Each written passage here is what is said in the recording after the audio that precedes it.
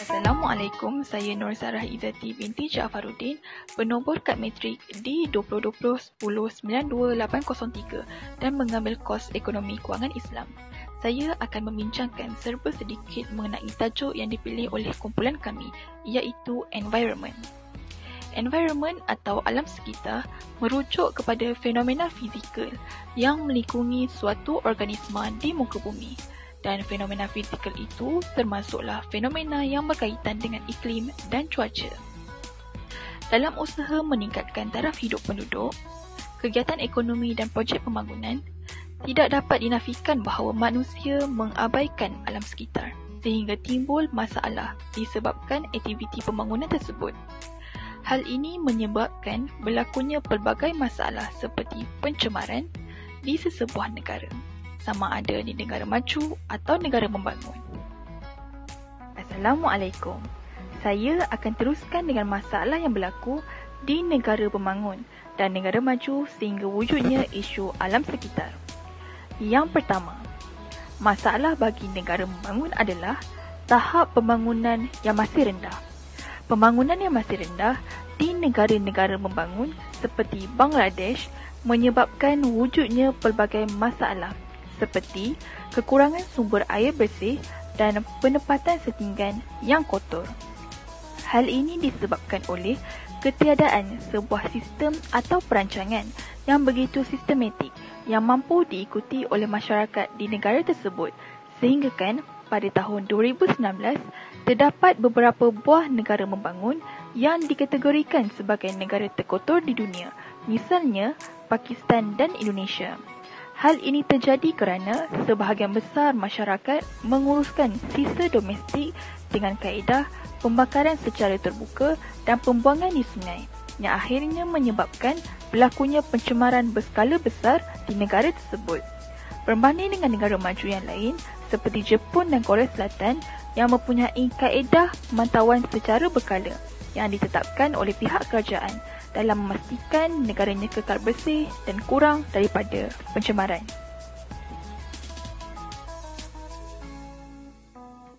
Masalah yang kedua adalah kegiatan pembangunan ekonomi.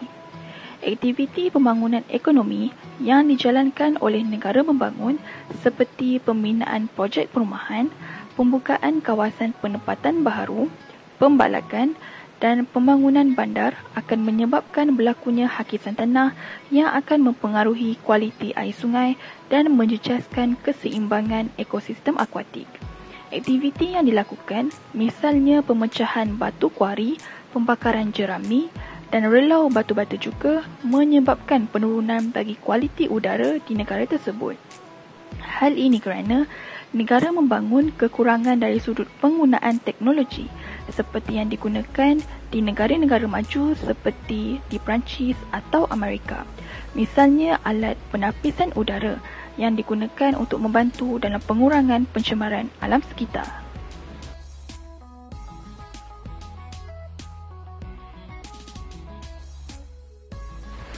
Yang ketiga adalah peningkatan dalam populasi penduduk di negara membangun. Jika dibandingkan jumlah populasi di negara maju seperti Jepun dan Korea Selatan adalah lebih rendah berbanding dengan negara membangun seperti Indonesia dan Pakistan.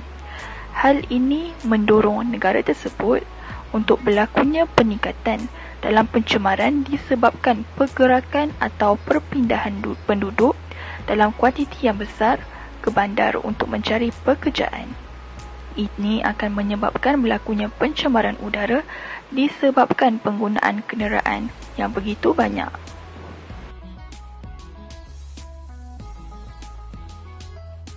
Akhir sekali adalah isu alam sekitar yang ditujukan kepada negara maju, iaitu penempatan sisa toksik industri di negara membangun. Negara maju seperti Jepun, Perancis dan Amerika Syarikat telah menempatkan sisa toksik industri di negara-negara membangun, antaranya Filipina dan Thailand, menyebabkan berlakunya pencemaran di negara tersebut. Hal ini kerana sisa industri yang tidak dapat dikedah semula selalunya dibakar dan akhirnya menjejaskan kualiti udara di kawasan tersebut. Sekian sahaja daripada saya. Terima kasih. Assalamualaikum warahmatullahi wabarakatuh. Saya Nur Aisyah binti Muhammad Razwan bernombor matrik D202011092806. Okey, pada hari ini kita akan membincangkan tentang kesan pencemaran terhadap negara membangun dan juga negara maju. Okey, kita pergi kepada negara Bangladesh di mana kesan kepada kesihatan manusia. Berlakunya pendafasan dan kadar kematian juga adalah lebih tinggi di kawasan luar bandar Bangladesh. Perkara ini berlaku kerana perkhidmatan kesihatan tidak semudah didapati seperti mana yang berada di bandar. Jangkitan pernafasan dianggarkan 28% telah daripada jangkitan tersebut adalah golongan kanak-kanak. Okey, yang kedua, kesan kepada alam sekitar. Pencemaran air yang dialami oleh negara Pakistan telah mendatangkan kesan yang negatif apabila minuman segar sukar didapati, sekaligus menyukarkan orang ramai mencari air yang bersih serta meningkatkan penyebaran penyakit bawaan air. 45% kematian bayi disebabkan oleh cirit-birit dan 60% daripada penyakit bawaan air secara umumnya. Adalah kesan kepada flora dan fauna. Di mana Indonesia adalah negara membangun, namun negara tersebut juga telah melakukan pembakaran hutan secara terbuka serta ia telah mengakibatkan kepupusan flora dan fauna. Di mana kebanyakan haiwan akan kehilangan tempat tinggal serta mula merayau di tempat yang tidak sepatutnya dengan menghadirkan diri di hadapan manusia. Dan juga tumbuhan juga akan mulai pupus. Kebanyakan tumbuhan yang berada di kawasan hutan adalah seperti herba-herba juga akan mulai pupus disebabkan oleh pembakaran hutan. Hong Kong adalah sebuah negara maju, namun di sebalik kemajuan yang dikecapinya, ia juga adalah negara yang mempunyai masalah jerebu. Paras jerebu yang tinggi dikaitkan dengan pelbagai penyakit seperti gangguan pernafasan yang kronik, penyakit jantung, angin ahma dan barah paru-paru yang telah menyerang serta telah mengakibatkan kematian sekitar 27,000 sejak 1 Januari yang lalu. Lebih daripada 22,000 yang dicatatkan di Beijing, iaitu sebahagiannya disebabkan bilangan penduduk lebih ramai di bandar itu. Assalamualaikum warahmatullahi wabarakatuh. Nama saya Minatul binti Basnan, memegang kad menteri D202010927881.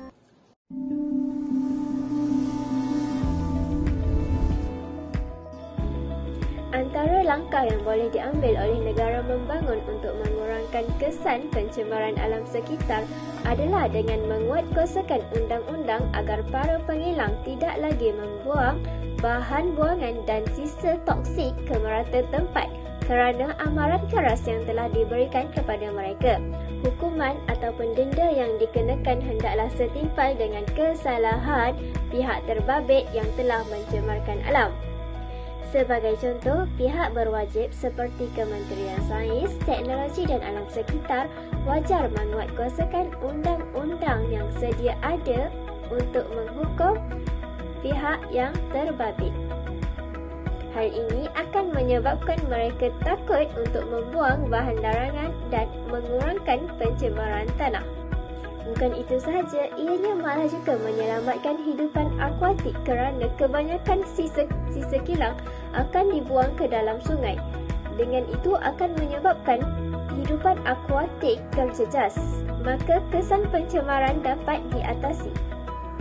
Hal ini dapat kita lihat di negara yang maju seperti di Singapura yang mana telah dikuatkuasakan undang-undang dan dikenakan denda kepada mereka yang membuang sampah secara sengaja maupun tidak sengaja. Seterusnya, negara membangun juga perlu memulihkan bahan buangan dan bahan bertoksik terlebih dahulu sebelum dilepaskan kepada alam sekitar. Kerana bahan buangan yang betul akan bertukar menjadi baja kepada tumbuhan dan membantu ekosistem apabila dibuang ke tempat yang sepatutnya. Contoh yang boleh diketengahkan adalah dengan melihat negara yang maju seperti di Jepun yang menjadikan kitar semula sebagai satu penekanan bagi proses pembuangan sampah sarap. Proses kitar semula ini dapat mengurangkan sisa sampah. Contohnya surat khabar, majalah lama, kertas terpakai dan kotak kertas. Barang-barang yang boleh diproses semula dapat menghasilkan kertas yang baru. Ini akan dapat menjimatkan kewangan negara. Bukan itu sahaja, malah juga dapat mengurangkan penebangan pokok yang boleh menyebabkan berlakunya hakisan tanah. Justru negara yang membangun hendaklah menjadikan negara Jepun sebagai contoh dan tauladan untuk mengurangkan sisa buangan dengan cara yang lebih selamat. Akhir sekali, langkah yang boleh diambil oleh negara yang membangun untuk mengurangkan kesan pencemaran alam sekitar adalah dengan mewartakan kawasan perlindungan kepada alam sekitar dengan melarang sebarang aktiviti yang melibatkan penebangan pokok, eksploitasi balak dan sebagainya. Lebih-lebih lagi di kawasan yang memerlukan keindahan alam, flora dan fauna seperti di lereng-lereng bukit, pantai dan kawasan-kawasan lain. Hal yang demikian sangat penting bagi mengelakkan sebarang insiden ataupun bencana yang tidak diingini. Contohnya, berlaku hakisan tanah di lereng bukit yang boleh menyebabkan tanah runtuh dan sangat berbahaya kepada penduduk di kawasan bukit dan pengguna jalan raya yang terdapat di kawasan tersebut. Dalam pada masa yang sama, penjagaan ini akan menyebabkan sesebuah negara itu mendapat banyak manfaat hasil daripada apa yang mereka lindungi. Seperti contoh sebuah negara maju di Asia iaitu di Jepun. Jepun telah melalui banyak proses dan gerakan untuk mendapatkan hak perlindungan kepada beberapa tempat di negara mereka. Contohnya gerakan Guna Shirakami Sanchi yang telah menzahirkan manfaat dan kepentingan penjagaan sesuatu kawasan dan alam persekitaran kepada negara dalam beberapa aspek seperti keselamatan, warisan, sumber ekonomi dan sebagainya. Oleh itu, negara yang membangun perlulah mengambil iktibar daripada tindakan negara yang maju ini supaya sekurang-kurangnya mereka dapat melihat hasil yang tidak kurang sama daripada apa yang telah dilakukan oleh negara yang maju sebagaimana yang kita lihat pada hari ini. Secara kesimpulannya, persekitaran merupakan satu perkara penting kepada kehidupan manusia dan juga komuniti sejagat. Ruang ini akan mempengaruhi pembangunan dan menyokong kepada pertumbuhan manusia, haiwan dan juga tumbuh-tumbuhan. Oleh itu, kita dapat lihat bahawa alam sekitar mestilah berada dalam keadaan yang memuaskan bagi menampung kualiti kehidupan. Selain itu, keadaan alam sekitar yang sempurna mampu mengelakkan daripada pencemaran alam. Seperti yang kita ketahui sebelum ini, tahap pembangunan yang rendah seperti di negara Bangladesh menyebabkan masalah alam sekitar sering berlaku. Selain itu, peningkatan populasi penduduk di negara membangun seperti Bangladesh dan juga Indonesia yang semakin meningkat dari semasa ke semasa menyebabkan tekanan terhadap alam sekitar bertambah untuk menampung penduduk yang ramai. Eksploitasi alam sekitar dibenarkan demi menampung dan memenuhi keperluan manusia. Selain itu, pembuangan sisa kimia di Itali ditemui. Sisa buangan kimia itu didapati membanjiri permukaan tanah, akhirnya menimbulkan kesan terhadap alam sekitar. Oleh itu, kesedaran masyarakat terhadap pencemaran alam yang akan mengancam nyawa dan kehidupan amat penting. pihak kerajaan juga perlulah melaksanakan inisiatif bagi menangani masalah ini. Sebagai contoh, mengamalkan kaedah pengurusan sisa pejal WTE seperti Sweden, Jerman, United Kingdom, Jepun, Korea Selatan dan juga Singapura. Impaknya sangat baik bukan sahaja kepada negara itu sendiri, malah rakyatnya. Maka semua pihak perlulah berganding bahu dan bergabung tenaga untuk memelihara dan memelihara alam sekitar. Hal ini demikian kerana alam sekitar ini merupakan harta paling berharga yang perlu dijaga kepentingannya. Antara pengajaran yang dapat kita ambil daripada peristiwa ini ialah, walaupun kerajaan membelanjakan lebih sedikit, kerajaan dapat mempromosikan pembangunan. Hari ini, perbelanjaan di negara berpendapatan rendah adalah tahap purata lebih dari 1 abad yang lalu dan 2 kali ganda daripada ekonomi maju sekarang. Walaupun dengan tahap perbelanjaan kerajaan yang rendah, pada awal abad ke-20, pembangunan ekonomi di banyak wilayah di 14 negara bahagian atas masih sangat pesat. Peningkatan infrastruktur dibiayai oleh modal swasta dan pertumbuhan pendidikan rendah dan menengah yang kuat. Inilah pelajaran bagi negara-negara membangun hari ini.